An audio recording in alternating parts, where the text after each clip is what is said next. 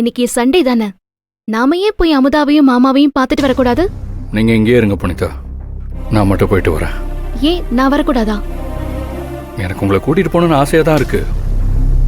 இன்னும் சொல்லப்போனா நீங்க வரணும் தான் அமுதா அங்க எதிர்பார்த்துட்டு இருப்பா. ஆனா நீங்க எங்க வீட்டுக்கு வந்து அதனால இந்த வீட்டுல என்னால பிரச்சனை வர்றது எனக்கு பிடிக்கல புனிதா. அதுக்கு நானே போயிட்டு அப்பாவையும் அமுதாவையும் பார்த்துட்டு வந்துட்டா பெட்டர்னு தோணுது. அப்ப முடிவெடுத்துட்டு தான் இதை சொல்ல என்ன கூப்பிட்டீங்களா கபிலன்? அப்படி கூட சொல்லலாம் புனிதா. ஏன்னா எனக்கு வேற வழி தெரியல. இங்க பாருங்க, உங்களுக்கு எங்க வீட்டு ஆளுங்க மேல கோவம் இருக்கு, அதை நான் ஏத்துக்கிறேன். ஆனா அத காரணமா வச்சு நாம நமக்கான டைமை குறைச்சிட்டு இருக்கோம்னு உங்களுக்கு புரியுதா?